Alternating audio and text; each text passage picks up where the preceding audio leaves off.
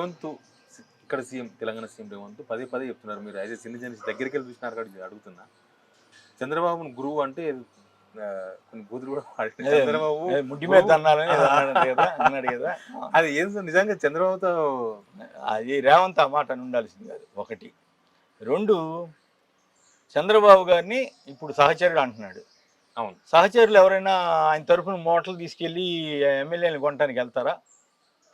ఎమ్మెల్యేని కొనడానికి వెళ్ళి ఓటుకు నోటు కేసులో పట్టుబడిపోయాడు కదా. మరి అప్పుడు వాస్తవాలు చెప్పాలి కదా. ఎవరు ఆ డబ్బు ఎవరు పంపించారో ఈయన చెప్పాడా? గురువు కాబట్టే చెప్పలేదు. ఆయనకి ఎక్కడ ఇబ్బంది వస్తుందనో చెప్పలేదు, అంతే కదా. తర్వాత ఈయన ఇంట్లో పెళ్ళప్పుడు ఆయన అన్ని దగ్గర ఉండి చూసుకున్నాడు కాబట్టి ఇప్పుడు సత్సంబంధాలు ఉండటం తప్పు కాదు, వాళ్ళ ఇష్టం ఉండొచ్చు, తప్పేం కాదు. కానీ జనమందరి దృష్టిలో రేవంత్ రెడ్డి గారు ఒప్పుకున్నా ఒప్పుకోకపోయినా ఆయన గురువే, ఈయన శిష్యుడే. చంద్రబాబు గారు ఎట్లా మ్యానిపులేషన్ చేయాలని చూశారో రేవంత్ రెడ్డి గారు కూడా ఆ దిశలోనే వెళ్తున్నాడేమో అనేటువంటి అభిప్రాయం ప్రజల్లో ఏర్పడతా ఉంది. ఉదాహరణకి రైతులకి రుణమాఫీ చేస్తానని అక్కడ ఆయన హామీ ఇచ్చాడు. కాకపోతే ఆయన హామీకి అనంతం, ఆకాశం హద్దుగా ఇచ్చాడు ఆయన. ఎంత ఉంటే అంత. అసలు మీ రైతుల భార్యల మెడల్లో ఉన్న బంగారం బ్యాంకుల్లో పెట్టుంటే ఆ డబ్బు అది కూడా విడిపించి తీసుకొచ్చి ఇస్తానని చెప్పాడు ఆయన. ఈయన మీరు లోన్లు తీసుకోండి నేను కడతానని చెప్పాడు ఈయన. ఆ మాట ఆయన కూడా అన్నాడు. సో వీళ్ళిద్దరిని గురు శిష్యులనికి ఏమంటాం. తర్వాత ఆయన రైతు సాధికారిక కమిటీ అని ఆయన పెట్టాడు. ఎవరు? చంద్రబాబు గారు. చేయలేకపోయాడు. ఈయన రైతు రుణమాఫీ కార్పొరేషన్, రైతు రుణ కార్పొరేషన్ ఫార్మర్ వెల్ఫేర్ కార్పొరేషన్ అని ఏదో పెడతానంటున్నాడు, కేవలం రుణమాఫీ కోసం. దీనికి లోన్లు అంత తేలిగ్గా వస్తాయని అనుకో. ఇప్పుడు రుణమాఫీ అన్నదాన్ని సాధ్యాసాధ్యాలు వీళ్ళే చెబుతూ వచ్చారు కదా. కేసీఆర్ గారి ప్రభుత్వం అప్పులు పాలైపోయింది, ఇన్ని అప్పులు చేసింది, అన్ని అప్పులు చేసింది. అయినప్పుడు కూడా నువ్వు ఇన్ని హామీలు ఎట్లా ఇచ్చావు? ఇంటింటికి ప్రతి గృహిణికి 2500 ఇస్తానని చెప్పావే, ఎట్లా ఇస్తావు చెప్పు? ప్రతి దళితుడికి 10 లక్షలే ఇచ్చాడు కేసీఆర్, నేను వస్తే 12 లక్షలు ఇస్తానని చెప్పారా లేదా? మొత్తం ఈ మెయిన్ మేనిఫెస్టో కాకుండా డిక్లరేషన్ తీయండి, ఎస్సీ బీసీ ఇవన్నీ డిక్లరేషన్స్ ఉన్నాయి కదా. ఎవరు అడిగితే వాళ్ళు ఆకాశం హద్దుగా వీళ్ళు కూడా ఇచ్చారు కదా. అచ్చంగా చంద్రబాబు గారికి చేశారు కదా. ఈయన పీసీ ప్రెసిడెంట్, చంద్రబాబు గారు టీడీపీ ప్రెసిడెంట్.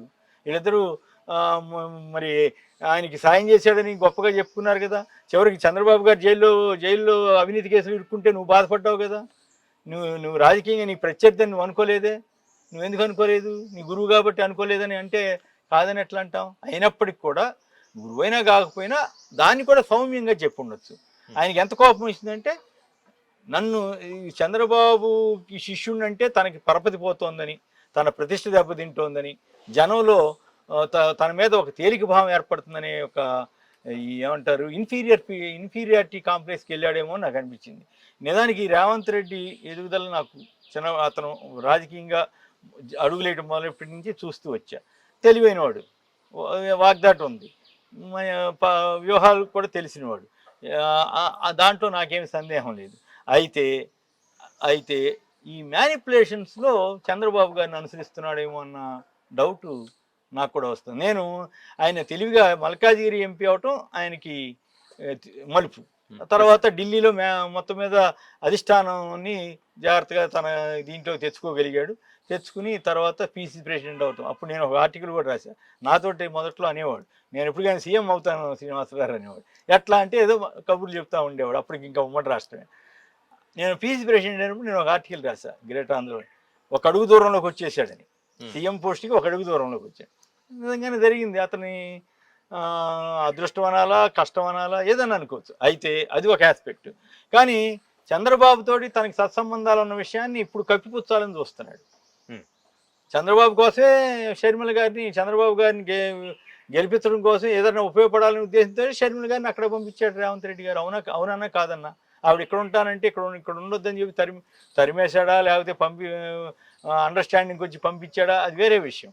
సో మరి ఎవరి కోసం చేసినట్టు? గురువు కోసం చేసినట్టే కదా.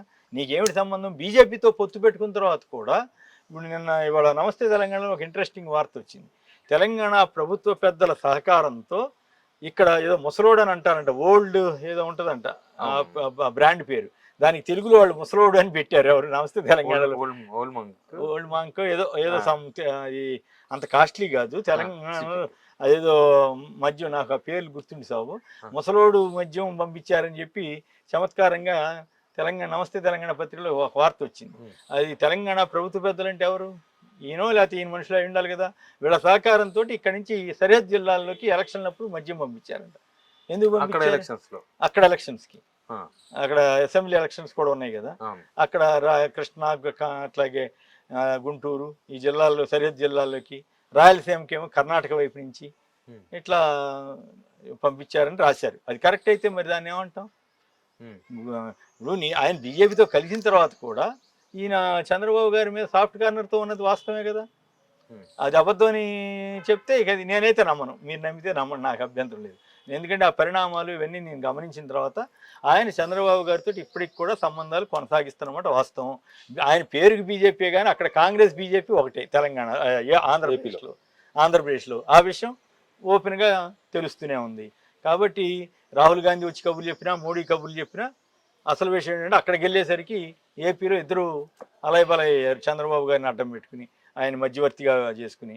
సో కాబట్టి ఈ నేపథ్యంలో రేవంత్ రెడ్డి గారు అట్లా అంత సీరియస్గా అని ఉండాల్సింది కాదు.